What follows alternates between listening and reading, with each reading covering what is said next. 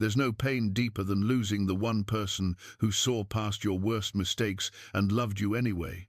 Every husband knows that hollow feeling when the house goes quiet forever, when the laughter that once filled every corner is replaced by an echo of memories. Skarde the Red was Norway's most feared Viking warrior, but when his wife died, he became just another broken man digging a grave in frozen ground. While he mourned alone, outlaws broke into his hall and stole everything she had touched. They expected him to come back with his axe raised in fury. Instead, he returned with something that shocked everyone. He brought the thieves back alive, in chains, saying they didn't deserve death, they deserved something far more powerful. How does a warrior find justice when revenge feels too simple? Before we jump back in, tell us where you're tuning in from, and if this story touches you, make sure you're subscribed, because tomorrow I've saved something extra special for you. The wind carried whispers of the old gods through the valleys of Vargheim, where ancient oaks stood sentinel over a village that had weathered 1,000 winters. Snow blanketed the thatched roofs and wooden walkways, muffling the sounds of daily life until the world seemed wrapped in cotton and memory. Here, where the mountains met the sea and fjords carved deep scars into the earth, lived men and women who understood that survival meant more than just drawing breath. It meant honoring the bonds that held communities together through the darkest months of the year.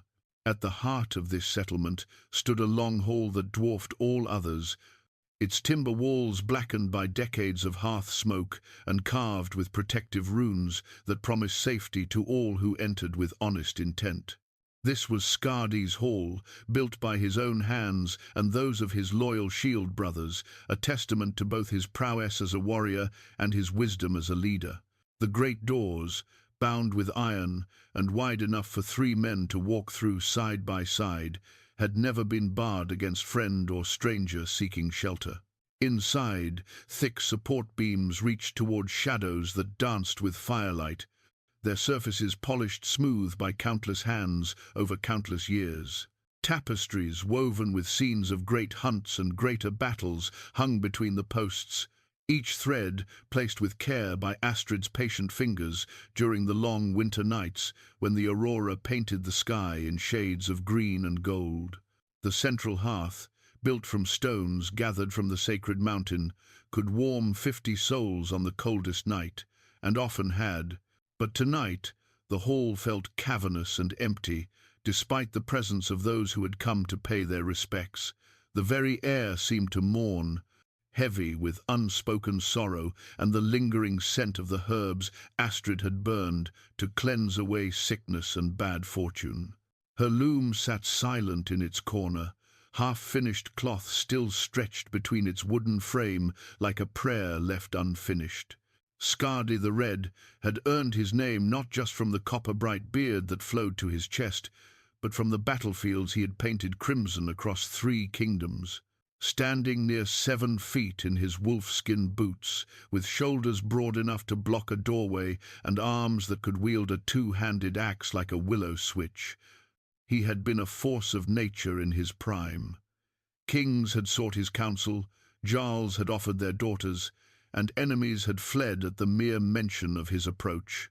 Yet, for all his fearsome reputation, those who truly knew him understood that his greatest victory had nothing to do with conquest or glory. 23 winters ago, when raiders from the eastern tribes had swept down like wolves upon Vargheim, they had taken captives to sell in distant markets. Among them was a young woman named Astrid, daughter of a blacksmith, who possessed neither noble blood nor great dowry, only a spirit that refused to break and hands that could weave beauty from the plainest wool. Skarde had tracked those raiders across 3 territories, through forests where bear and wolf ruled, across rivers swollen with spring melt, never resting until he found their camp. The battle that followed became legend, but not for the violence of it. Instead of slaughtering every man who had participated in the raid, Skarde had offered them a choice: return what they had stolen and swear an oath never to trouble his people again, or face him in single combat with the understanding that defeat meant death. Most had chosen wisdom over pride. The few who had not now rested beneath cairns of stone in distant valleys, their weapons buried with them according to the old ways. But it was what happened after the battle that truly changed him. When he found Astrid among the captives, bound and frightened but unbroken, she had not thanked him for her rescue. Instead, she had quietly asked about the wounded raiders, whether they would receive proper care for their injuries, and suggested that perhaps mercy might serve better than vengeance in preventing future raids. The courtship that followed had been unlike any tale told by the Skalds. Where other warriors might have expected gratitude and submission, Skarde found himself faced with a woman who challenged his assumptions about strength and honor. Astrid saw the man beneath the warrior's reputation, the leader who genuinely cared for his people's welfare, the protector who would rather prevent conflict than win it. She also saw the loneliness that came from being seen as a weapon rather than a human being. Their wedding feast had lasted 3 days and drawn guests from across the northern territories. But the true celebration was quieter, found in the small moments that built a life together. Morning conversations over wooden bowls of porridge and honey. Evening walks along the fjord where seals basked on sun-warmed rocks. Winter nights when she would weave while he repaired weapons, and they would share stories of their childhoods, their dreams, their fears about the future. Astrid had transformed not just Skarde's heart, but his approach to leadership. Under her gentle influence, Viking became known as much for its hospitality as its warriors. Disputes were settled through discussion rather than blood sport. Refugees found shelter without question. The harvest festivals grew larger each year, as neighboring settlements learned they would be welcomed as friends rather than potential threats. She had borne him no children, a source of quiet sorrow they had learned to carry together. But she had mothered every orphaned child in the village, taught skills to young women whose own mothers had died, and served as confidant to any who needed wisdom or simply a listening ear. The long haul had become as much hers as his, a place where the community gathered not just for protection, but for connection. Bjorn Ironwill, Skarde's closest shield brother and the man who had stood at his right hand through 2 decades of battles, watched his friend with eyes that held both sympathy and concern. A compact man built like a granite boulder, with greying hair braided with silver rings earned in combat, Bjorn had seen Skarde face down berserkers and dire wolves without flinching. But grief was an enemy that could not be defeated with steel and fury. "The ground is hard," Bjorn said quietly, his breath forming clouds in the bitter air. "We could wait until spring for the burial." Skarde's massive hands never paused in their work as he drove the iron spade into the frozen earth beneath the sacred oak. Each strike rang like a blacksmith's hammer, echoing off the surrounding stones where generations of honored dead lay sleeping. "She waited for nothing in life," he replied, his voice carrying the rasp of exhaustion and unshed tears. "She will not wait in death." The tree above them was older than memory, its massive trunk scarred by lightning and carved with runes of protection and remembrance. According to village lore, it had been planted by the first settlers of Viking, watered with the blood of sacrifice and blessed by priests whose names were lost to time. Its roots ran deep enough to drink from underground springs, and its branches spread wide enough to shelter a dozen men from rain or snow. This was where they brought their most honored dead, where the boundary between the world of the living and the realm of spirits grew thin enough for words to cross between them. Astrid had loved this place, often coming here to gather acorns for the pigs or simply to sit in contemplation when the weight of daily concerns grew too heavy. As Skarde worked, other members of the community maintained their respectful distance while still offering silent support. Ingrid the Wise, whose knowledge of herbs and healing had earned her a place of honor despite her lack of warrior blood, tended a small fire where she burned offerings of dried flowers and sweet grasses. At 70 winters, she moved with the careful dignity of one who had seen too much loss but still found reasons to hope. Young Ulf, barely 16 and eager to prove himself worthy of warrior status, had positioned himself where he could watch the forest approaches without seeming to intrude on the sacred ritual. His hand rested on the hilt of his first real sword, a gift from Skarde himself, and his eyes missed nothing as they scanned the shadows between the trees. The work continued in contemplative silence, broken only by the rhythm of the spade and the whisper of wind through bare branches. Each shovelful of earth felt heavier than the last, not from physical weight, but from the growing reality of what was happening. When the hole was deep enough and lined with stones according to tradition, Skarde climbed out and stood for a long moment looking down at what would be his wife's final resting place. Astrid's body lay wrapped in the finest cloth she had ever woven, a masterpiece of blue and silver that seemed to capture moonlight even in the dim winter afternoon. Her face, peaceful in death, still held the beauty that had first caught his attention all those years ago. Not the shallow beauty of youth, but the deeper radiance that came from a life lived with purpose and compassion. Bjorn helped him lower the wrapped form into the grave, both men moving with the careful reverence due to one who had been mother, teacher, and heart of their community. As Skarde knelt to arrange the burial goods, her favorite weaving tools, a small iron knife she had used for cutting herbs, and a wooden cross carved by the village. Priest Ingrid approached with a bundle of winter roses, somehow coaxed to bloom despite the season. She would have liked these, the old woman said simply, placing the flowers beside Astrid's still hands. She always said winter was not the death of beauty, but simply its rest before rebirth. The words hit Skarde like a physical blow, reminding him of countless conversations when his wife had found hope in the darkest times, when her faith in renewal had sustained not just him, but entire families through famine, sickness, and loss. She had been the voice of patience when he would have chosen action, the advocate for mercy when justice might have demanded harshness. As the sun began its early descent toward the western mountains, casting long shadows across the burial ground, Skarde picked up the spade once more to begin the final task. Each shovelful of earth that covered his wife's form felt like another door closing on the life they had built together. By the time the grave was filled and properly mounded, full darkness had claimed the valley. The small group made their way back toward the long hole in solemn procession, their breath visible in the frigid air and their footsteps crunching through snow that reflected starlight like scattered diamonds. Behind them, the sacred oak stood guard over its newest charge, its ancient branches reaching toward a sky where the aurora was beginning to dance in sheets of green and gold. None of them noticed the shadows that moved differently among the trees, or the eyes that had been watching from concealment throughout the burial ritual.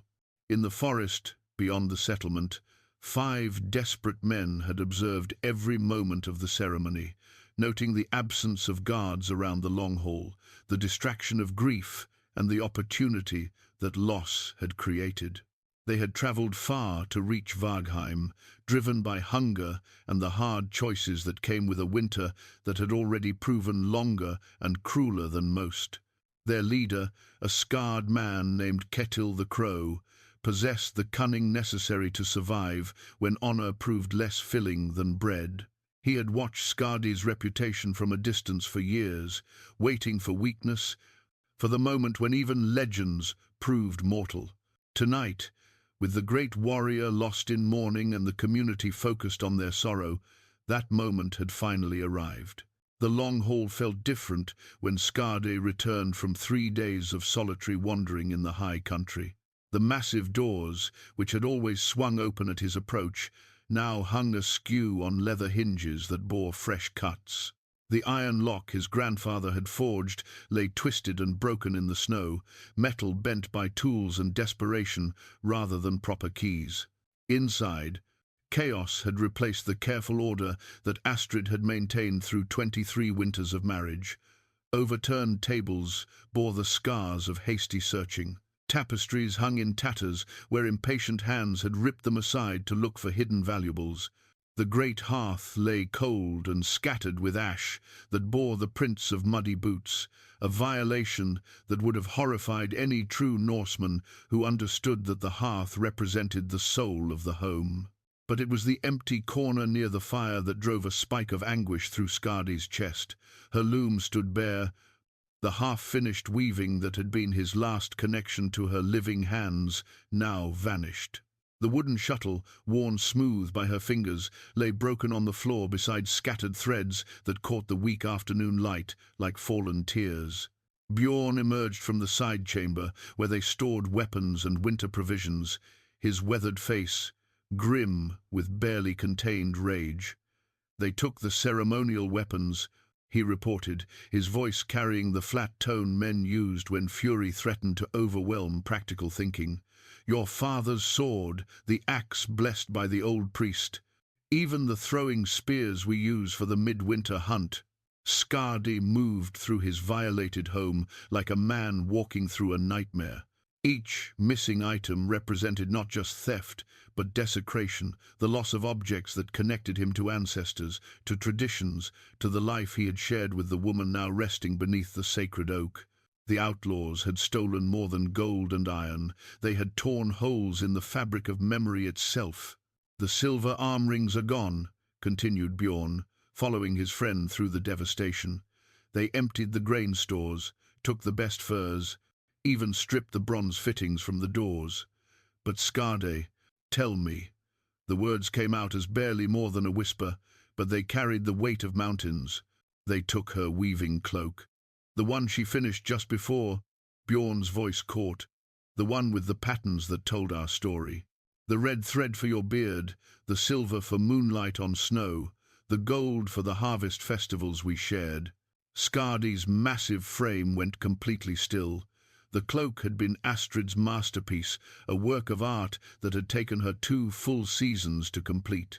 She had poured love into every stitch, creating a garment that would have been worthy of kings, but which she had made for no one but him. It was meant to be his burial shroud someday, the final gift that would wrap him for his journey to whatever lay beyond this world. Young Ulf appeared in the doorway, his face flushed from running through the snow. "Skarde, sir, I tracked them to the eastern pass," he reported breathlessly. 5 men, maybe 6. They're moving toward the Badlands where the old mine shafts cut into the hills. Ingrid says if we hurry, we can catch them before they reach the caves." The boy's hand rested on his sword, hilt with the eagerness of youth that had not yet learned to count the true cost of violence.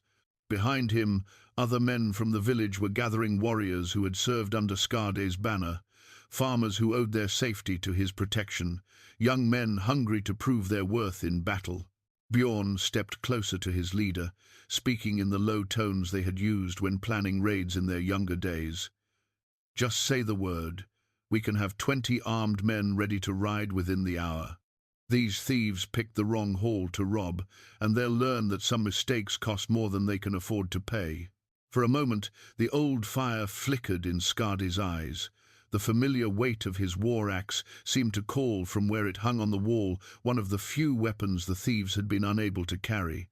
The muscle memory of battle, the comfortable certainty of action and consequence, offered a path forward that required no complicated thinking. But then his gaze fell again on the empty corner where her loom had stood, and something deeper than rage settled over him like a heavy cloak. This was not a problem that could be solved with steel and fury. This was about more than recovering stolen goods or teaching lessons to desperate men who had made poor choices in hard times. "No," he said quietly, the word carrying absolute finality. The men who had gathered fell silent, confusion replacing eagerness on their faces. Ulf stepped forward with the impulsive courage of the young. "Sir, with respect, we cannot let this stand. If word spreads that Skarde the Red's hall can be robbed while he mourns, every brigand and outlaw band from here to the Baltic will think—" "I know what they will think," Skarde interrupted, his voice still soft but carrying undertones that made seasoned warriors step back involuntarily. "I know what you all think. That grief has made me weak, that sorrow has stolen my edge. He moved to the wall where his battle-axe hung, its iron head scarred by 100 fights, its wooden handle worn smooth by decades of use. The weapon had never failed him, had never let doubt or mercy interfere with the business of survival. For the span of 3 heartbeats, he considered taking it down. Instead, he turned away from the wall and walked toward the door, stepping carefully around the debris of his former life. The assembled men parted before him like wheat before the wind, uncertain what to make of a leader who chose inaction when action was clearly called for. "Where are you going?" Bjorn called after him. "To think," Skarde replied without looking back. "To remember what she would have wanted me to do." He walked out into the bitter afternoon air, leaving behind the warmth of the hall and the certainty of familiar violence. The snow crunched under his boots as he made his way through the village, past houses where families peered out through shuttered windows, past workshops where smiths and craftsmen had paused in their labor to watch the drama unfold. At the edge of the settlement, where the path led up toward the high pastures and the wild places beyond, he stopped and looked back at the long hall that had been his pride and fortress. Smoke should have been rising from its chimney. Light should have been spilling golden from its windows. Laughter and conversation should have been carrying on the wind. Instead, it stood wounded and dark, as violated as his heart. For 3 days, he had wandered the mountains alone, speaking to Astrid's spirit in the places they had walked together during their marriage. He had railed against the gods, bargained with fate, and finally accepted that some losses could not be fought or reasoned with. Death was the one enemy even Skarde the Red could not defeat. But this violation of everything they had built together demanded a response that went beyond acceptance. The question was whether that response should come from the warrior he had always been, or from the man Astrid had helped him become. As the sun touched the western peaks and painted the snow in shades of gold and crimson, Skarde knelt in the place where he had first kissed his wife, where he had asked her to be his partner in all things.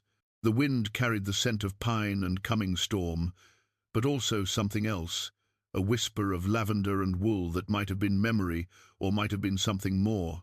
He closed his eyes and listened to the silence that filled the spaces between heartbeats, the profound quiet that followed when someone you love stopped breathing.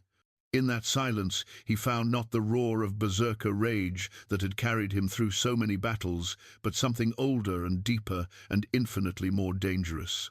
When he finally rose and turned back toward the village, his decision was made. But it was not the choice anyone expected, not his shield brothers, not his enemies, and perhaps not even himself. Dawn brought no warmth to the valley, only the pale light that revealed fresh snow covering the tracks the thieves had left behind. Skarde sat alone in his violated hall, surrounded by the wreckage of his former life, holding a single item the outlaws had overlooked in their haste, a small wooden comb carved with intricate knotwork that Astrid had used every morning to braid her silver-touched hair. The comb fit perfectly in his massive palm, its smooth surface worn by years of gentle use. He could almost see her sitting by the window in the early light, drawing it through her long tresses while humming the old songs her mother had taught her. The memory was so vivid it made his chest ache with longing for something that could never be recovered. Footsteps crunched through the snow outside, followed by the careful scraping of boots at the threshold. Bjorn entered without his usual casual confidence, moving like a man approaching a wounded bear that might lash out without warning. He carried a steaming bowl of porridge and honey, though both men knew Skarde had eaten nothing since discovering the theft. "The council elders are asking questions," Bjorn said quietly, setting the bowl on an overturned table. "Young Ulf has been talking to anyone who will listen about your decision not to pursue the thieves. Some of the men are starting to wonder if grief has affected your judgment." Skarde continued, turning the comb over in his hands, studying the patterns Astrid's father had carved into it as a wedding gift. Each loop and spiral told part of an old story about patience, overcoming strength, wisdom, defeating cunning. And what do you tell them? That Skarde the Red has never made a decision without good reason, even when that reason is not immediately clear to others. Bjorn pulled up a section of broken bench and sat across from his friend. But I will admit, I am curious about what that reason might be. Outside, the sounds of the village beginning its day carried on the cold air, children's voices raised in play, the ring of hammer on anvil from the blacksmith's forge, the lowing of cattle being led to water. Life continued despite loss, as it always had and always would, but there was an undercurrent of tension that had not been there before, a sense of unfinished business that weighed on the community like an approaching storm. She used to say that violence was like wildfire, Skarde said finally, his voice rough from disuse.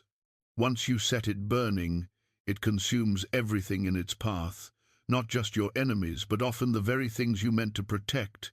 Bjorn frowned, not understanding. These men violated your home, stole your most precious possessions. They showed no respect for your grief or the sanctity of... I know what they did. The words came out sharper than intended, causing Bjorn to fall silent. Skarde took a careful breath, moderating his tone. I know exactly what they did, and I know what every instinct in my body is screaming at me to do about it. Through the damaged doors, they could see Ingrid the Wise making her way across the snow-covered commons, her arms full of healing herbs and her weathered face set with determination. Behind her came several of the village women, carrying baskets of bread, clean cloth, and other supplies needed to restore order to the ravaged hall. Then why do you hesitate? Bjorn pressed. Your reputation is built on swift justice. Men follow you because they know you will protect what matters. If you let this stand, my reputation... Skarde looked up from the comb for the first time since his friend had entered. Tell me, Bjorn, what is my reputation built on, really? Fear, the knowledge that I will visit destruction on anyone who crosses me. Respect, Bjorn replied without hesitation. The certainty that you will keep your word, protect your people, and ensure that justice is done. Justice. Skarde tested the word like a man tasting wine that might have turned. I've been thinking about that word for 3 days. When I was younger, justice seemed simple. You wrong me, I wrong you back, and the scales are balanced. But Astrid taught me that true justice might require something more complex than an eye for an eye. Ingrid appeared in the doorway, her keen eyes taking in the devastation before settling on the two men with the piercing gaze of someone who had delivered difficult truths to 3 generations of warriors. May I enter, or are you still wallowing in self-pity while your home crumbles around you?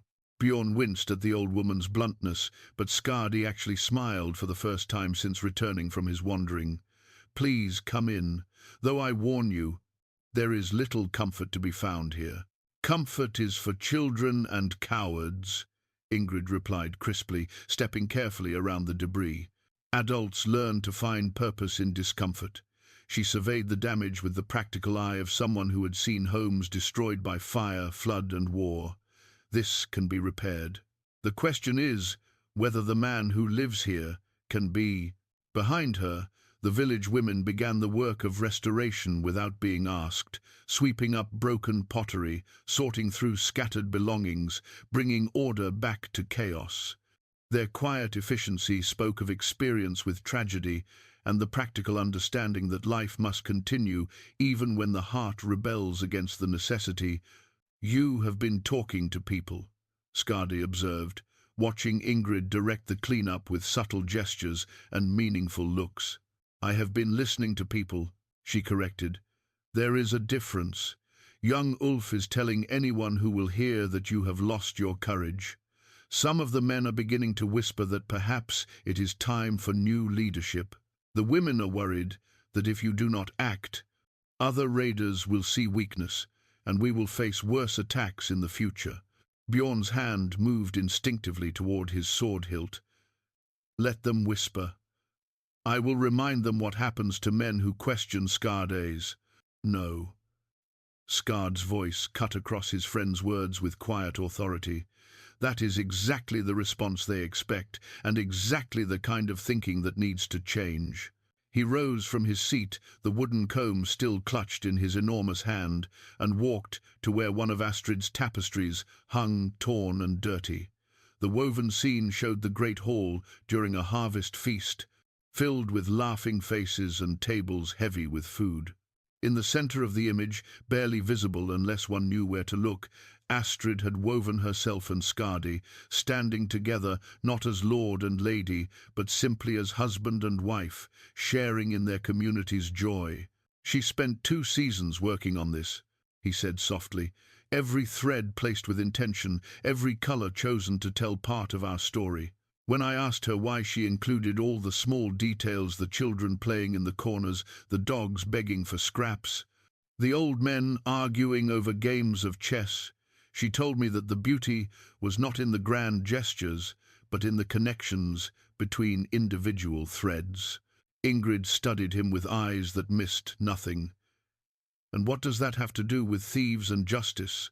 "Perhaps everything," Skarde replied, carefully folding the damaged tapestry. "Perhaps justice is not about cutting threads, but about weaving them back together in a pattern that serves everyone better than what came before." The restoration of the hall took 4 days, but the restoration of faith in their leader proved more challenging. Skarde could feel the weight of unspoken questions in every conversation, see the doubt that flickered behind familiar eyes when men thought he was not watching. The village that had once moved with the easy rhythm of absolute trust now carried an undercurrent of uncertainty that touched every interaction. On the 5th morning after the theft, he sat alone at the great table that Bjorn and the others had painstakingly repaired, studying a piece of vellum on which he had been sketching maps and making notes. The parchment itself was precious, a gift from a Christian monk who had sought shelter during a particularly brutal winter, but what he was using it for would have seemed like madness to most warriors. Instead of planning an attack on the thieves' hideout, he was mapping their likely escape routes, calculating how long their stolen supplies would last, and trying to understand what desperation had driven 5 men to risk death by robbing the most feared warrior in 3 kingdoms. The wooden stylus in his hand moved with careful deliberation, marking distances and noting the locations of caves, abandoned settlements, and other places where desperate men might take refuge. Young Ulf appeared in the doorway, shifting his weight from foot to foot with the nervous energy of someone carrying unwelcome news. At 17, he possessed the lean build and quick reflexes that marked him as warrior material, but his face still held the softness of youth that had not yet been carved away by hard choices and harder losses. "Speak," Skarde said without looking up from his map. "There have been more thefts," Ulf reported, his voice carefully neutral. 3 farms hit in the past 2 nights. Grain stores, mostly, and some livestock. Old Thorvald lost half his winter provisions, and the widow Helga's milk cow is missing." Now Skarde did look up, his eyes sharp with interest. "The same men?" "The tracks suggest it. Yes. They are moving in a wide circle around our territory, hitting isolated farmsteads where resistance will be minimal." Ulf paused, gathering courage for what came next. "The farmers are asking why you have not acted. Some are saying they may need to seek protection elsewhere, if their lord has lost his backbone." Skarde finished the sentence that the boy had not quite dared to speak aloud. "Yes, I imagine they are." He set down his stylus and studied the young warrior with eyes that had seen through the bluster and bravado of countless men over the years. "Tell me, Ulf, what would you do? If you were in my position, how would you handle these thieves?"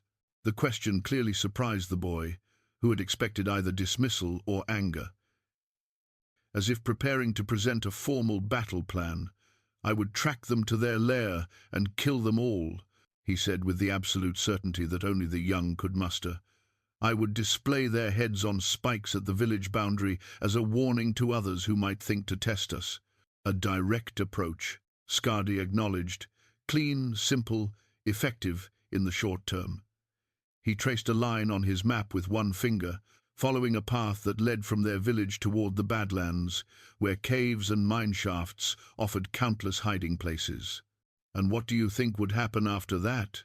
Ulf frowned, clearly not understanding the question. The threat would be eliminated, order would be restored. Would it? Skarde rose from his seat and walked to the window that looked out over the village commons, where children played in the snow while their mothers worked at looms and their fathers prepared tools for the coming spring. Let me tell you what I think would happen, based on 30 years of eliminating threats. He pointed toward the mountains that ringed their valley. Somewhere out there are the families and friends of these 5 desperate men, brothers who will wonder what happened to siblings who never returned home, sons who will grow up hearing stories about how their fathers were murdered by Skarde the Red, communities that will remember this valley as a place where mercy is unknown and justice comes at the point of a blade. Ulf's frown deepened. But that is how it has always been. The strong protect their own, the weak suffer the consequences of poor choices. Yes, Skarde agreed quietly. That is how it has always been. But Astrid used to ask me a question that I found deeply unsettling. She would wonder whether the way things have always been might not be the way they always have to be. Through the window, they could see Bjorn approaching across the snow, his measured stride and set expression suggesting he carried news of his own. Behind him walked Ingrid, her weathered hands carrying a staff carved with protective runes that she claimed helped her think more clearly in difficult situations. "You speak in riddles," Ulf said with the frustrated honesty of youth. "The people need to see strength, not philosophy. Every day you delay gives these criminals more time to escape, more opportunity to raid innocent families, or more time to make mistakes that reveal their true nature," Skarde replied. He returned to his map, adding new marks based on the information Ulf had brought. "Tell me about these latest thefts. Were they violent? Did the raiders harm anyone who resisted?" "No violence that I heard of," Ulf admitted reluctantly. "They seemed to take only what they needed for immediate survival: food, warm clothing, basic supplies. But theft is theft, regardless of the motive."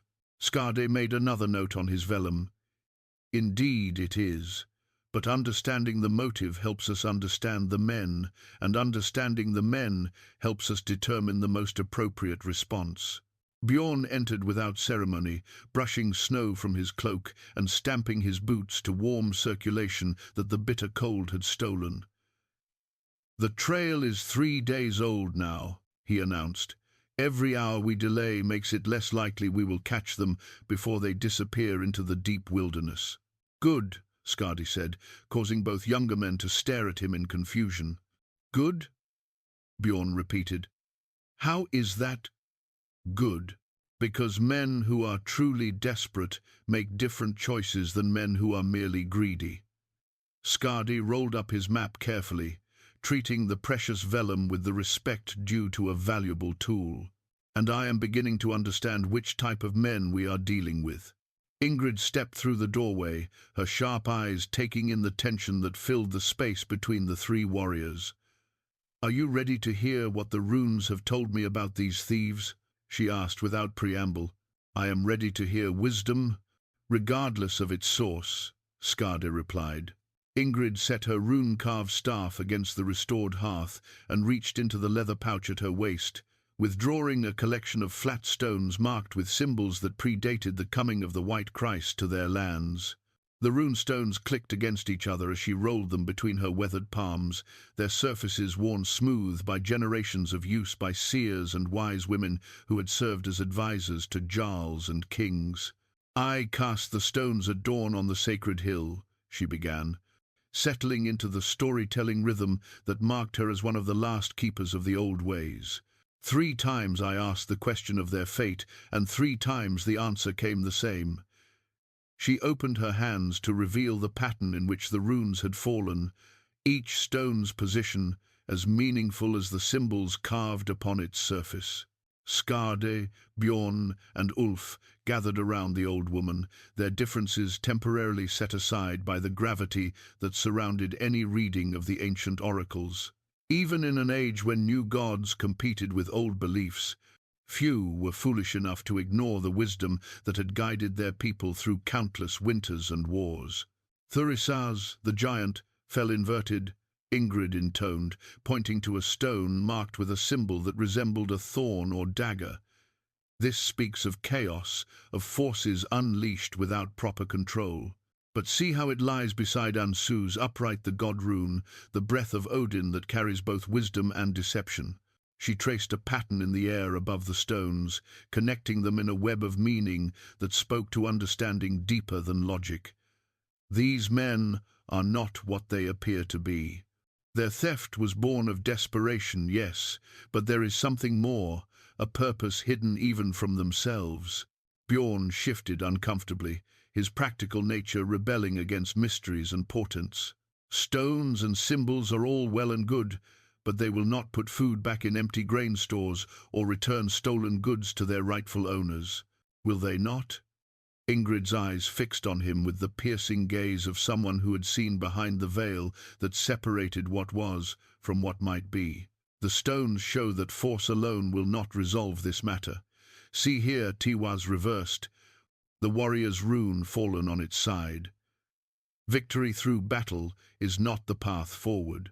She indicated another stone, this one marked with intersecting lines that formed a complex pattern. But Othala stands strong, the rune of inheritance, of legacy, of the ties that bind communities together across generations. The answer lies not in destruction, but in understanding what legacy we wish to leave behind. Young Ulf made a sound of frustration that he tried to disguise as a cough.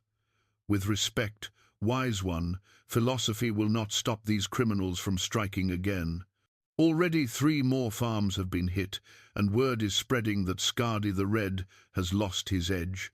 How long before other bands of thieves decide our territory has become easy prey? Skarde had been silent during Ingrid's reading, but now he spoke with quiet thoughtfulness. What else do the stones tell you about these men? About their leader, their intentions, their likely fate if we pursue them with sword and flame? Ingrid gathered the rune stones and cast them again, watching how they scattered across the wooden table's surface. This time, the pattern that emerged carried darker implications, shadows of futures that branched away from the present moment, like paths through a treacherous forest. Their leader bears a heavy burden of shame, she said, studying the new configuration. See how Dagaz, the rune of breakthrough and transformation, lies cracked beneath Hagalaz, the Stormbringer. He seeks redemption for some past failure, but the method he has chosen will only bring greater destruction. She pointed to a stone that had fallen near the edge of the table, its position precarious and uncertain.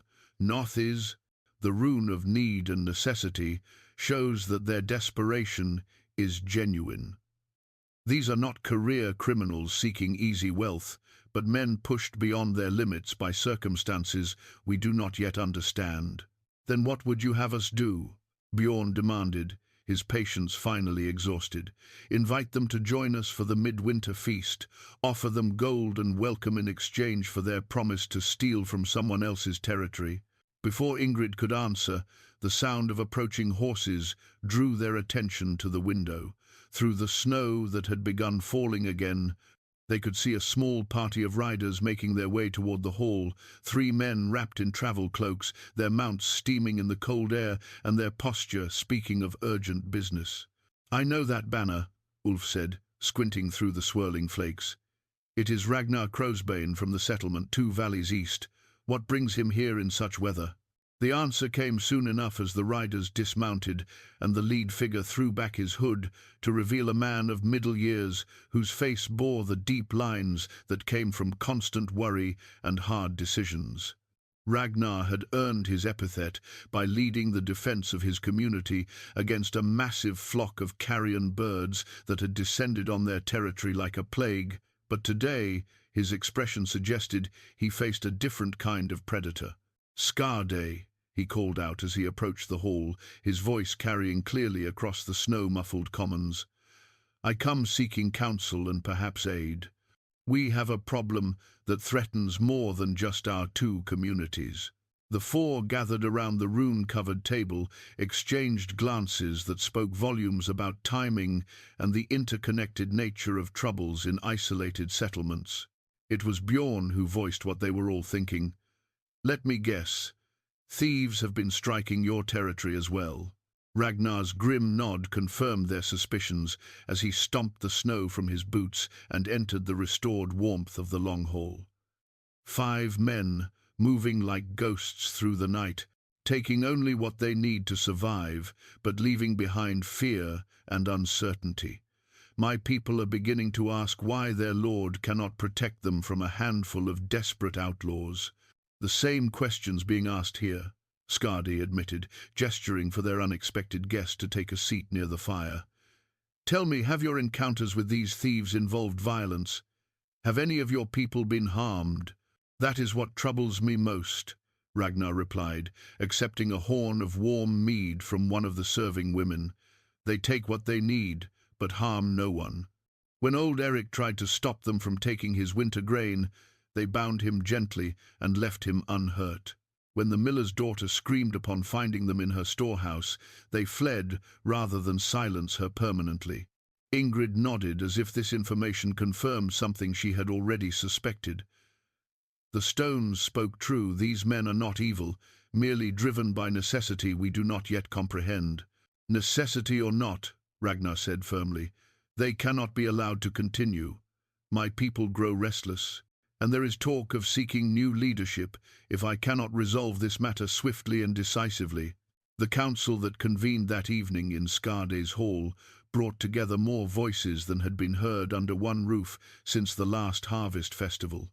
Word of Ragnar's arrival had spread quickly through both communities, and by sunset, representatives from 6 different settlements had made the treacherous journey through worsening weather to discuss what was clearly becoming a regional crisis.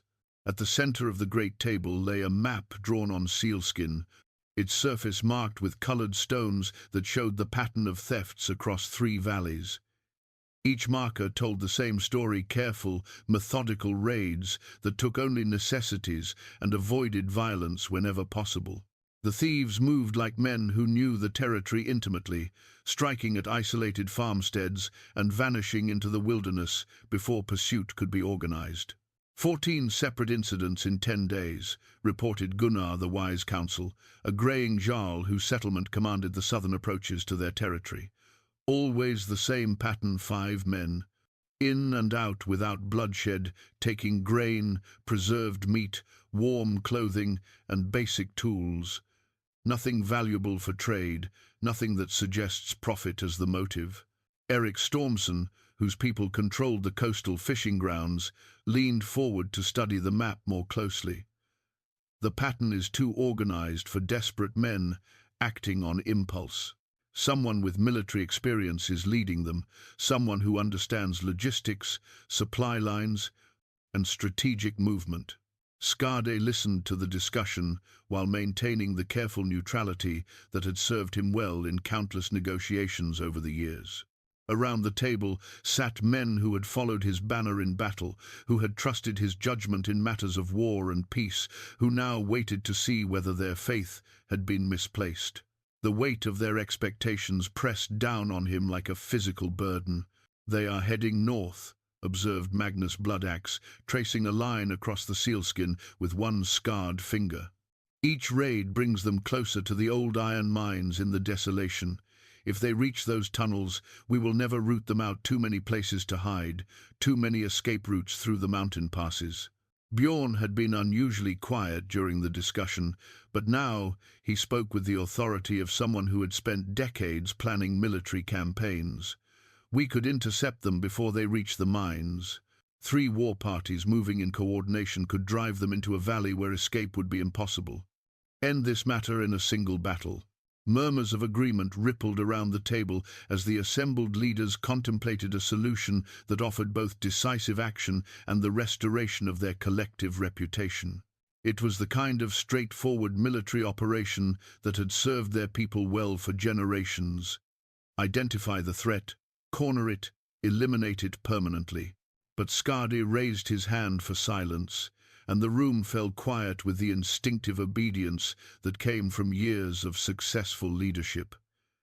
When he spoke, his words carried the measured cadence of someone who had learned to think before acting, to consider consequences that extended beyond immediate victory. Before we commit to a course that cannot be unchanged, I would ask you all to consider something that troubles me deeply about this situation.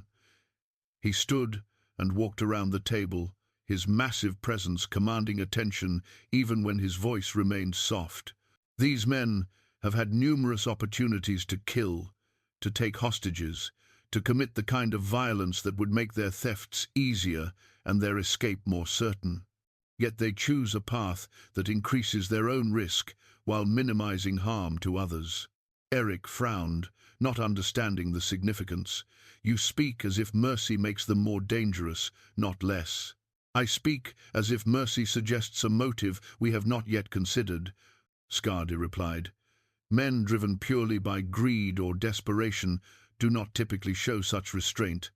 There is something else at work here, something that might change how we should respond to their actions. Ragnar leaned back in his chair, studying his host with eyes that held both respect and growing concern. You sound as if you sympathize with these criminals, as if their reasons for stealing matter more than the fact that they are stealing. Their reasons matter because understanding them might prevent future thefts more effectively than killing them, Skarde said quietly. Dead men teach no lessons except fear, and fear fades when new threats arise.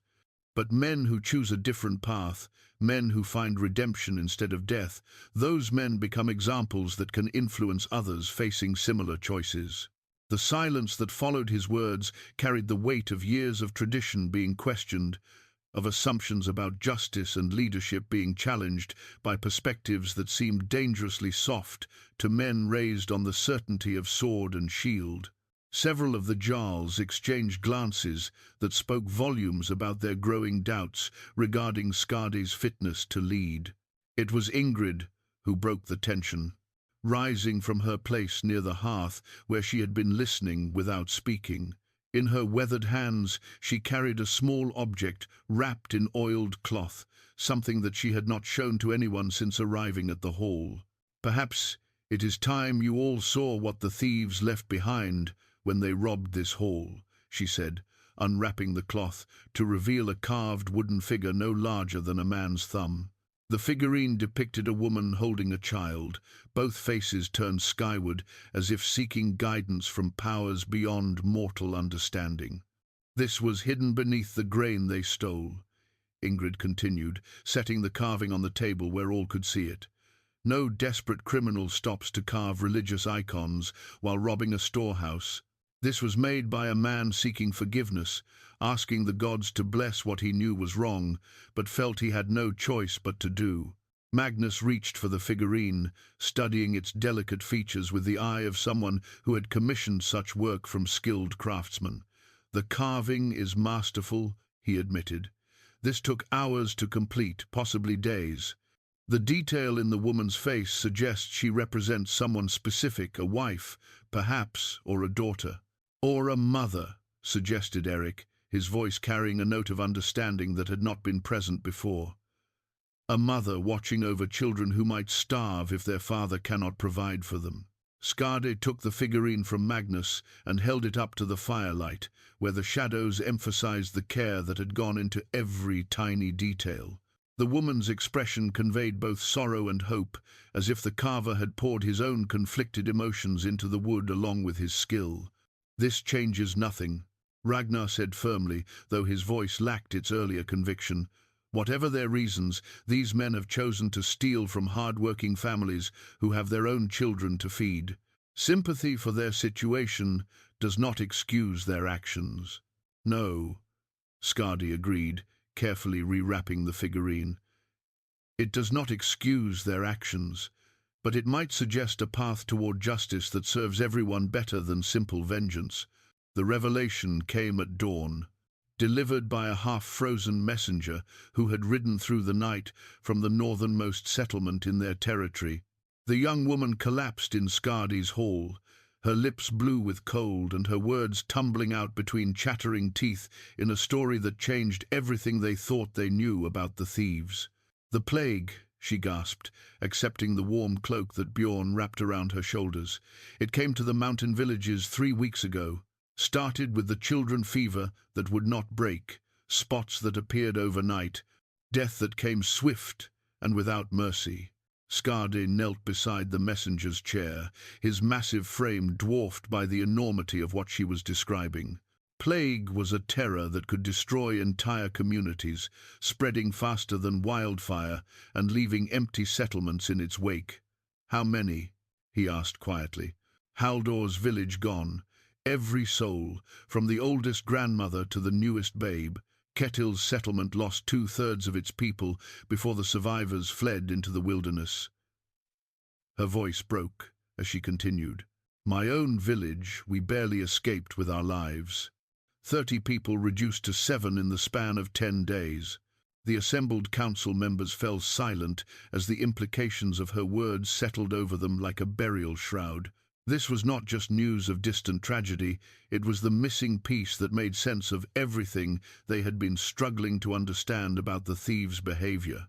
Ingrid moved to examine the messenger more closely, her experienced healer's eye checking for signs of the sickness she described. "You show no symptoms," she observed. "How long since you left your village?" 6 days, the woman replied. "We burned everything before we fled, homes, belongings, even the livestock that might carry the contagion. Some of the survivors headed toward the southern settlements, hoping to find family who would take them in. Others spoke of trying to reach the coastal trading posts where ships might carry them to distant lands. And some," Skarde said with growing understanding, "decided to stay in familiar territory and try to survive in the wilderness until the danger passed." The messenger nodded, her eyes bright with unshed tears. Ketil the Crow was among those who chose to remain. He had 5 men with him, his brother Olaf, his son Magnus, and 3 others whose families had been lost to the plague. They swore they would rather die as free men in the forests than as beggars in foreign settlements. The wooden figurine that Ingrid had revealed the night before suddenly took on new meaning. Not the desperate prayer of a common thief, but the anguished plea of a father trying to keep his surviving child alive while the world collapsed around them. The careful, non-violent nature of their raids now made perfect sense. These were not hardened criminals, but ordinary men driven to extraordinary measures by circumstances beyond their control. Ragnar was the first to voice what they were all thinking. "If they carry the plague, if they have been moving through our territories while infected, they would not be stealing grain and livestock," Ingrid interrupted firmly. "Men dying of plague do not have the strength for such organized activity. If anything, their survival suggests they were among the few who proved resistant to the sickness." Bjorn stood and began pacing, his warrior's mind already calculating the strategic implications. "This changes everything about how we approach them. Corner sick men, and they have nothing to lose. They will fight with the desperation of those who expect to die anyway. But if they are healthy survivors, trying to rebuild their lives, then they can be reasoned with," Skarde finished. "More than that, they should be helped, not hunted." The silence that followed was broken by Magnus Bloodaxe's harsh laughter. "Helped?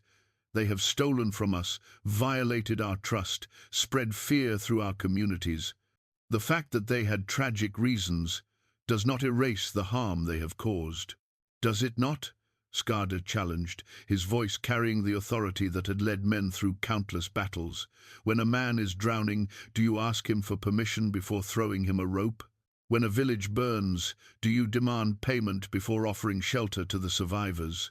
Eric Stormson leaned forward, his weathered face creased with the effort of understanding.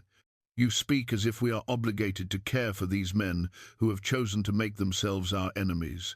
"I speak as if we are obligated to remember what separates civilization from chaos," Skarde replied. "The willingness to show mercy when mercy is called for, to choose wisdom over convenience, to build bridges instead of burning them."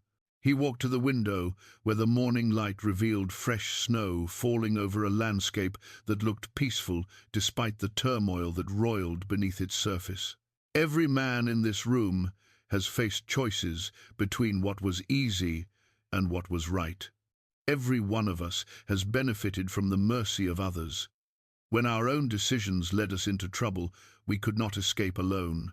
The messenger had been listening to this exchange with growing hope, as if the possibility of compassion might somehow reach backward in time to save those who were already lost. Ketil the Crow was a good man before the plague came, she said quietly. He led his people through 3 harsh winters, negotiated peace with rival settlements, took in orphans when their parents died in the great storm 5 years past. The man who steals from you now is not the man he was. He is what desperation and loss have made him. Ingrid set her staff against the table with a sharp crack that drew everyone's attention.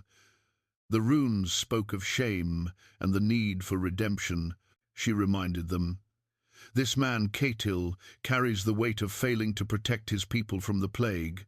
In his mind, every successful raid is a small victory against the forces that destroyed everything he loved.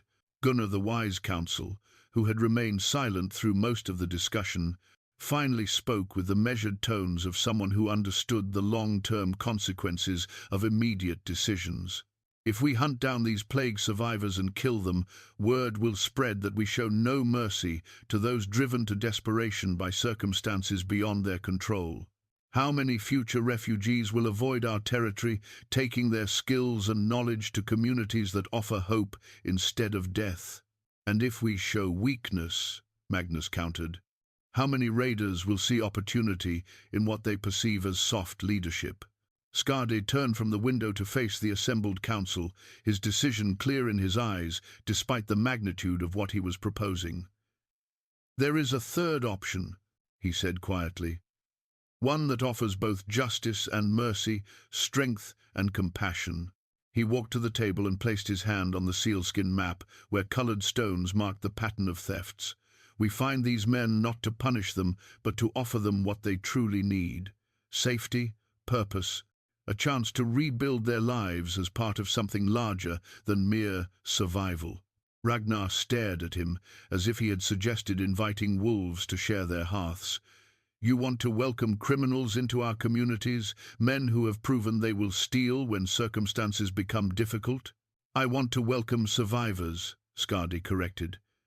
Men who have shown remarkable restraint under impossible conditions, who have avoided unnecessary violence despite having every excuse to embrace it. Men who understand both the cost of leadership and the weight of failure. The carved figurine lay between them on the table, its tiny wooden features catching the firelight like a talisman of hope in a world that seemed determined to choose despair. The woman it depicted seemed to be listening, waiting to see whether the gods' plans for mercy could prevail over mortal desires for simple justice. The decision to track the survivors rather than hunt them required a different kind of preparation than any military campaign Skarde had ever planned.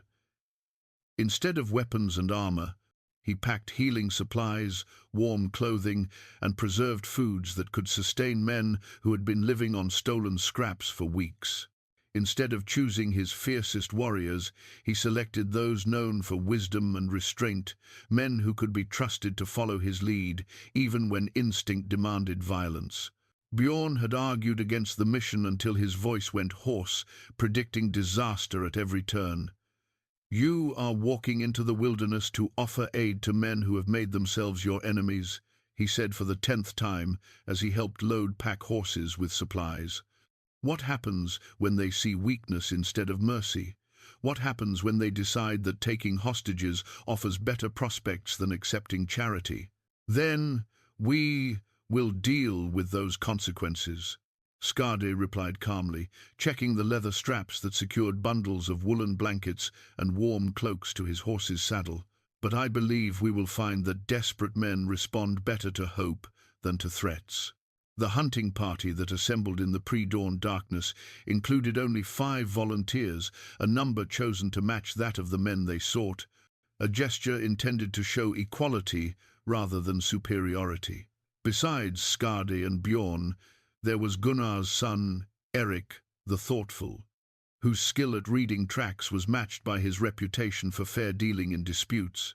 Magnus the Stoneheart had insisted on coming despite his earlier objections, arguing that someone needed to provide practical counsel when idealism collided with reality. The fifth member of the group surprised everyone. Ingrid the Wise had announced her intention to accompany them, claiming that her knowledge of herb lore and healing might prove essential if they encountered men weakened by exposure and inadequate food. Despite her 70 years, she sat her horse with the confidence of someone who had traveled dangerous paths before and lived to tell the tales.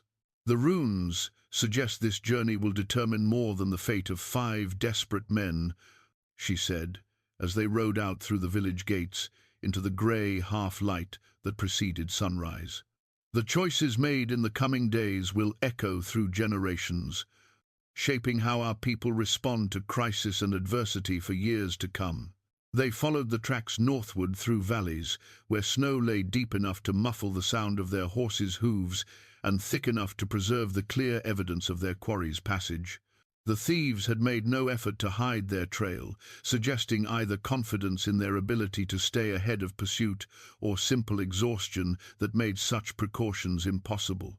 As they climbed toward the high country where the old mine workings scarred the mountainsides, Eric the Thoughtful pointed out details that spoke to the condition and mindset of the men they were following. They are traveling in single file to conserve energy and reduce the visibility of their tracks, he observed, kneeling beside a clear boot print in a patch of sheltered snow. The leader sets a measured pace, not the desperate flight of panicked criminals, but the steady progress of men who know where they are going. They are carrying heavy loads, added Magnus, examining the depth of the impressions. More weight than 5 men would normally choose to bear while moving through difficult terrain. Either they have accumulated significant supplies from their raids, or they are carrying something else, something they value more than mobility. The trail led them through forests, where ancient pines stood like silent sentinels over a landscape that seemed untouched by human presence. Here and there, they found evidence of the thieves' passage, cold fire rings where they had stopped to rest, scraps of cloth caught on branches, areas where snow had been packed down by sleeping bodies. Each sign suggested men who were tired but not broken, organized but not aggressive. By midday, they had climbed high enough to see the entrances to the old iron mines, dark openings in the mountainside that led to tunnels and chambers carved by generations of miners who had extracted the ore that became weapons and tools for half the known world. The workings had been abandoned for decades after the veins played out, leaving behind a maze of passages that could shelter an army or hide a handful of desperate men. If they have reached the mines, finding them becomes much more difficult, Bjorn observed, studying the rocky terrain that stretched ahead of them. Those tunnels connect for miles underground, dozens of entrances, hundreds of places to hide or make a stand. Skarde dismounted and walked to a vantage point that offered a clear view of the approach to the main mine entrance. Fresh tracks in the snow led directly toward the dark opening, but something about their pattern troubled him. They are not trying to hide, he said thoughtfully. Look at the trail, straight and direct, as if they want to be followed. Ingrid joined him at the overlook, her sharp eyes reading signs that went beyond physical tracks, or as if they have reached the end of their strength and can run no further, she suggested. Men who have been living rough for weeks, surviving on inadequate food and stolen warmth, might welcome an end to their flight, even if it means facing their pursuers. As if summoned by her words, a figure appeared at the mouth of the main tunnel, a man of middle years, whose once powerful frame had been worn down by hardship and loss. He stood without weapons, his empty hands clearly visible, and called out across the distance that separated them. I am Ketil, son of Ragnar, called the Crow for my black hair and darker moods. His voice carried clearly in the thin mountain air. I know why you have come, Skarde the Red, and I will not make you hunt through these tunnels like a beast chasing rabbits. 3 more men emerged from the mine entrance, each bearing the marks of their ordeal, but standing with the dignity of those who had made peace with whatever fate awaited them. The fifth member of their group remained hidden, but Skarde could sense his presence, probably positioned to cover their retreat if the approaching confrontation turned violent. "He offers parley," Eric, the thoughtful, observed. "That suggests either complete submission or complete confidence in his position. Or," Skarde said quietly, "it suggests a man who is tired of running and ready to face the consequences of his choices." They rode closer, stopping just within comfortable speaking distance while maintaining enough space to react if the situation deteriorated. Up close, the toll of their ordeal was clearly visible on the survivors' hollow cheeks that spoke of hunger, clothes patched and repatched against the cold, eyes that held the haunted look of men who had seen too much death in too short a time. But there was also something else in their bearing, a fundamental decency that had survived the worst kind of testing. These were not hardened criminals who had chosen a life of violence and theft. They were ordinary men who had been pushed beyond the boundaries of normal existence and were struggling to maintain their humanity while simply staying alive. "I know what we have done," Ketil continued, his voice carrying clearly across the snow-covered ground. "We have stolen from families who worked hard to provide for their own children. We have violated the trust that makes civilized life possible. We have brought shame upon ourselves and fear to communities that showed us no previous harm." He paused, gathering his thoughts or perhaps his courage, before continuing. "But I will not apologize for trying to keep my son alive when the plague took everything else we loved." At his words, the fifth member of their group emerged from concealment, a boy no more than 14 years old, thin as a willow branch, but moving with the careful grace of someone who had learned to survive in the wilderness. The child stayed close to his father, but his eyes fixed on Skarde with a mixture of fear and desperate hope. "We offer no resistance," Ketil said simply. "We are tired of running, tired of stealing, tired of being less than the men we once were. If you have come to deliver justice, we will accept it. If you have come to deliver death, we will face it. But I beg that mercy be shown to the boy. He has done nothing except follow his father's choices." The moment stretched between them like a bridge that might bear weight or collapse under the pressure of too much history, too much pain, too many expectations. Everything that had led to this confrontation, the plague, the desperate thefts, the community's demands for traditional justice, balanced on what would happen in the next few heartbeats.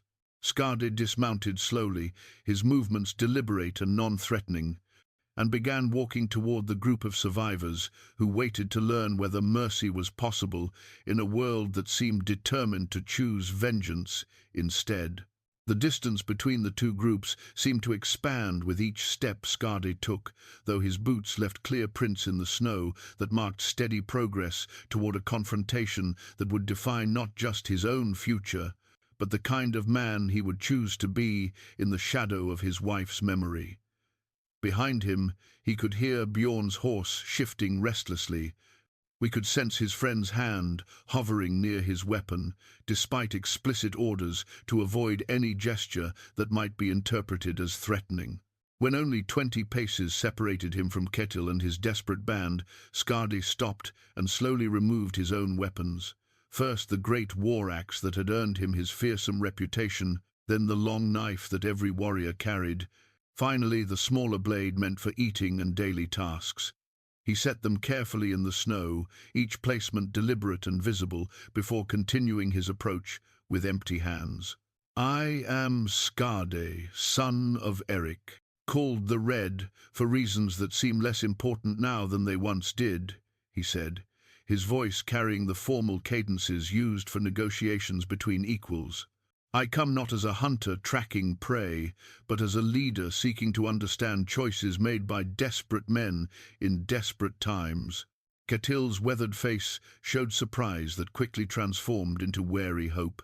Whatever he had expected from this encounter, it had not been an offer of dialogue from the most feared warrior in 3 kingdoms. "You speak as if we deserve explanations rather than execution," he replied carefully. "That is more mercy than I dared hope for. Explanations help us understand how to prevent similar situations in the future. Skarde said, continuing his measured approach until only a few arm-lengths separated them. Dead men teach no lessons except fear, and fear fades when new threats arise. Up close, the evidence of their ordeal was even more apparent. Ketil's clothes had been patched with scraps torn from different garments, creating a patchwork that spoke of making do with whatever materials came to hand. His boots were wrapped with strips of hide to hold the soles in place, and his hands bore the calluses and cuts that came from weeks of sleeping rough and living off the land. But it was the boy who drew Skarde's attention, a thin youth whose eyes held far too much knowledge of loss and hardship for his tender years. The child stayed close to his father, but studied the approaching giant with the intensity of someone trying to read whether death or deliverance was walking toward them through the snow. "Your son?" Skarde asked quietly. "Magnus," Ketil replied, his voice softening as he said the name. "Named for his grandfather, who died defending our village when raiders came 5 summers past. The boy has seen more death than any child should know, first his mother and sister to the plague, then most of our neighbors, finally our entire way of life reduced to ash and memory." Skarde knelt in the snow so that his eyes were level with the boy's, removing the advantage of height that his massive frame normally provided. "How old are you, Magnus?" 14 summers, the boy replied, his voice steady despite the obvious fear in his young face. "Old enough to know what my father has done, and old enough to share in whatever punishment you choose to deliver." "Punishment," Skarde repeated thoughtfully, as if testing the weight of the word. "An interesting choice. Tell me, young Magnus, what punishment do you think would be appropriate for men who stole food to prevent starvation?" The question clearly surprised the boy, who had expected accusations rather than philosophical inquiry. He glanced at his father for guidance, but Ketil nodded slightly, encouraging him to answer honestly. "I think," Magnus said slowly, "that hungry men who steal bread to feed their families are different from wealthy men who steal gold to increase their treasure. The theft is the same, but the reasons behind it change what justice should look like." Behind him, Skarde could hear Bjorn make a sound that might have been surprise or approval. The boy's words showed a wisdom beyond his years, an understanding of nuance that many adults never achieved. Here was a child who had been forced to grow up too quickly, but had somehow retained his ability to think clearly about complex moral questions. "Wisdom from unexpected sources," Skarde acknowledged.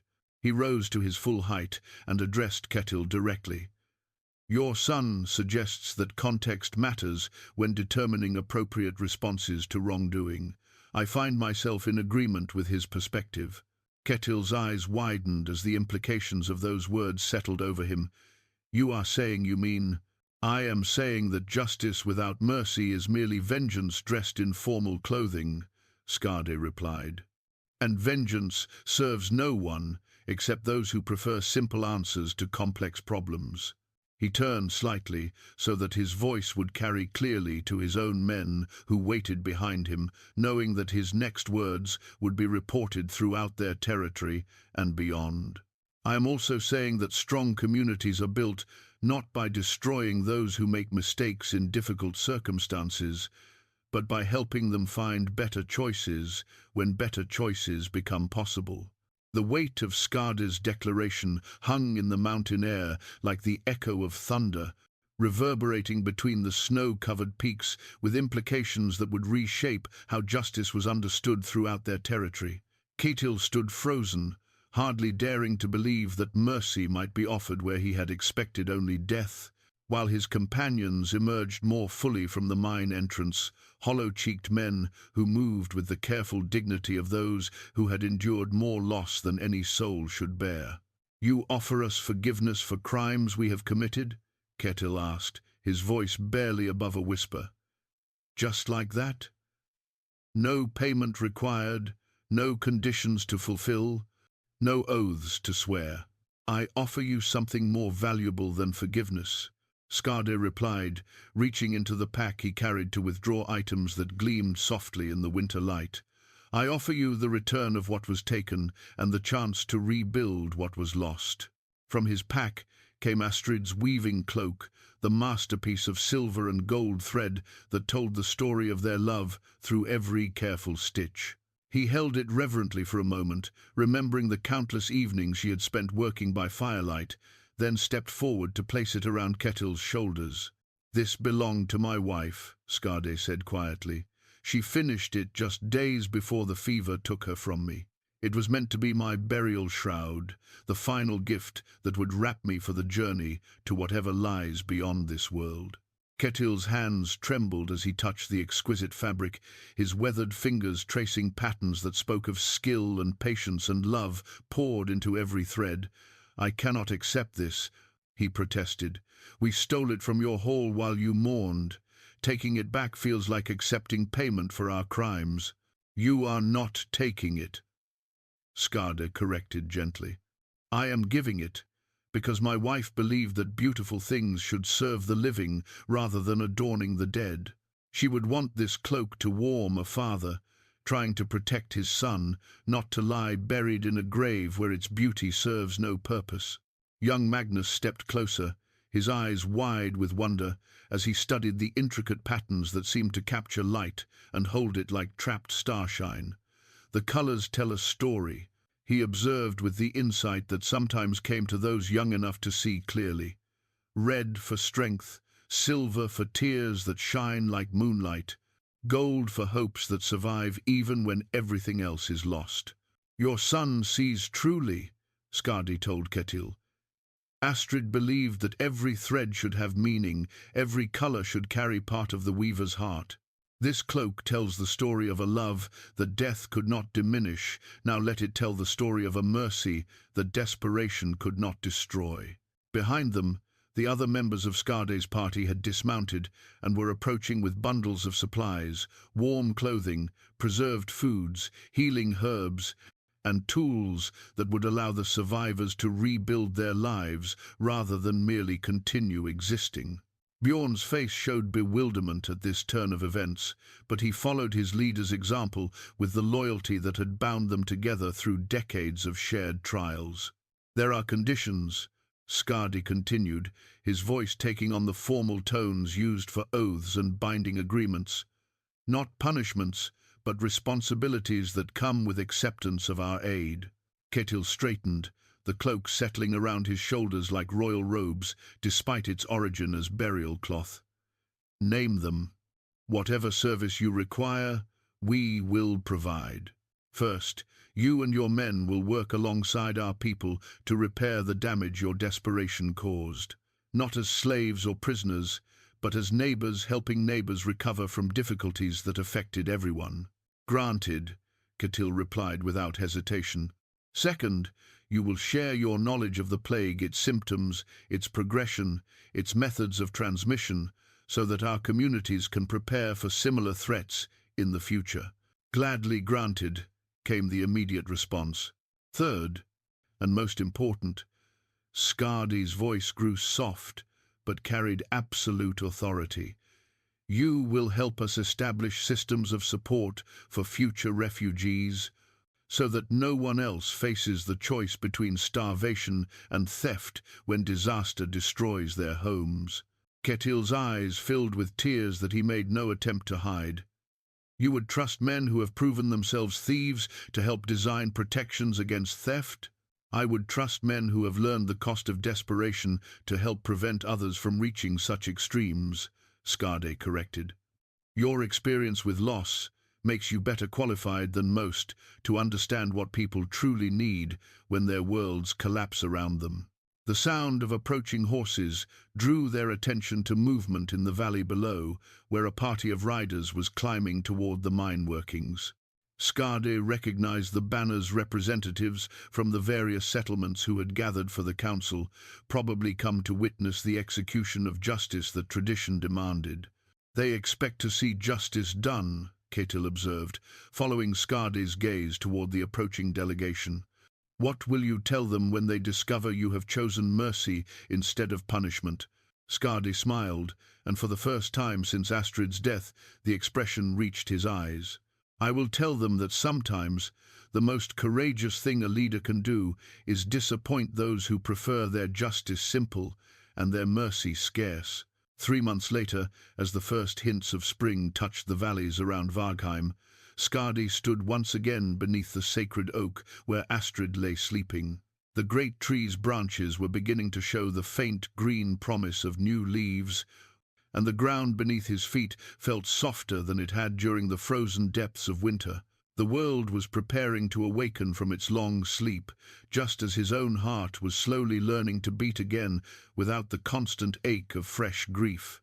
The changes that had swept through their territory in the wake of that mountain confrontation were visible everywhere he looked. New workshops had been built to accommodate the skills that Ketil and his men brought to their community. The refugees had proven themselves master craftsmen, whose knowledge of metalwork and wood carving enriched every settlement that Ketil welcomed them. Young Magnus had shown a particular aptitude for the intricate carving techniques that created both practical tools and works of art from simple pieces of wood. But the most significant changes were less tangible, woven into the fabric of daily life, like threads in one of Astrid's tapestries. The network of mutual support that had grown from their encounter now connected settlements across 3 valleys, ensuring that no community would face disaster alone. Granaries maintained emergency stores that could be shared during hard times. Healing knowledge flowed freely between villages, along with early warnings about disease, weather, and other threats that could be better managed through cooperation than individual struggle. "You were right about the threads," Skarde said quietly to the fresh earth that covered his wife's grave. "Sometimes the most beautiful patterns come from weaving broken pieces back together rather than discarding them." Footsteps crunched through the snow behind him, and he turned to see Ketil approaching with the careful respect that the former outlaw had maintained, despite being welcomed as an equal into their community. The man wore clothes that fit properly now, and his face had filled out enough to erase the gaunt desperation that had marked him during their first meeting. But more importantly, his eyes had regained the dignity of someone who contributed rather than merely survived. "The council meeting went well?" Skarde asked, though the answer was evident in Ketil's relaxed bearing.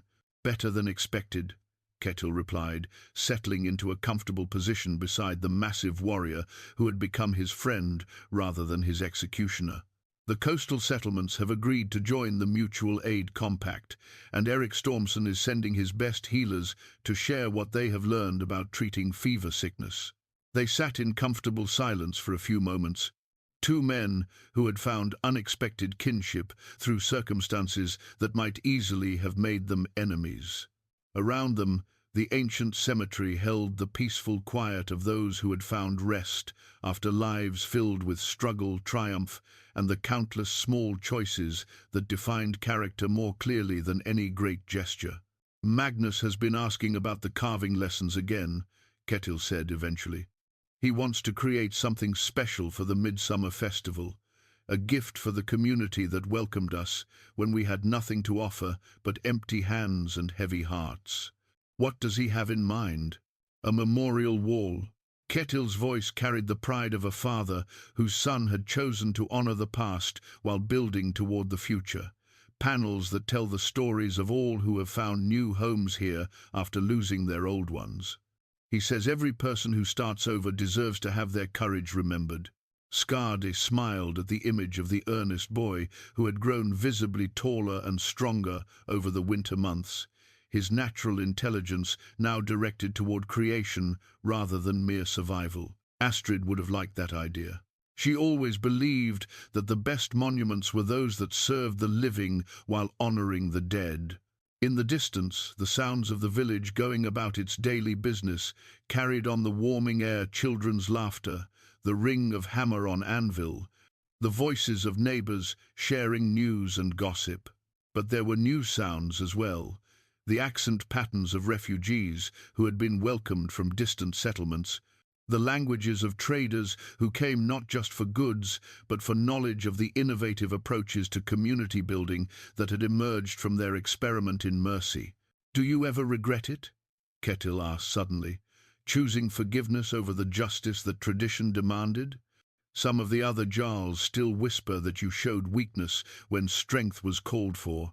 Skarde considered the question with the careful thoughtfulness that had become his trademark since learning to pause between impulse and action. "I regret many things," he said finally. "I regret that plague took your family and destroyed your village. I regret that desperation drove you to choices that brought shame to men who deserved better. I regret that my wife did not live to see how her wisdom about mercy could transform entire communities." He paused, watching a pair of ravens settle in the oak's highest branches, birds that legend claimed carried messages between the world of the living and the realm of spirits. "But I do not regret choosing the path that allowed 5 good men to become valuable members of our community rather than cautionary tales about the price of desperation." "And your reputation?" Ketil pressed. "You were known throughout the Northlands as Skarde the Red, the warrior who showed no mercy to those who crossed him." "Now I am known as something different," Skarde replied, rising to his feet and brushing snow from his cloak. "The leader who understood that true strength sometimes requires the courage to disappoint those who prefer their justice simple and their mercy scarce." As they walked back toward the village together, the former outlaw and the legendary warrior who had become his benefactor, the afternoon light caught the carved memorial stones that marked the resting places of the honored dead. Each grave told a story of a life fully lived, of choices made in difficult circumstances, of the endless human capacity to choose hope over despair, connection over isolation, mercy over vengeance. Behind them, the sacred oak stood patient guard over its newest charge, its ancient roots, drinking deep from springs that had nourished countless generations of those who understood that the strongest communities were built not by destroying their enemies, but by transforming them into friends.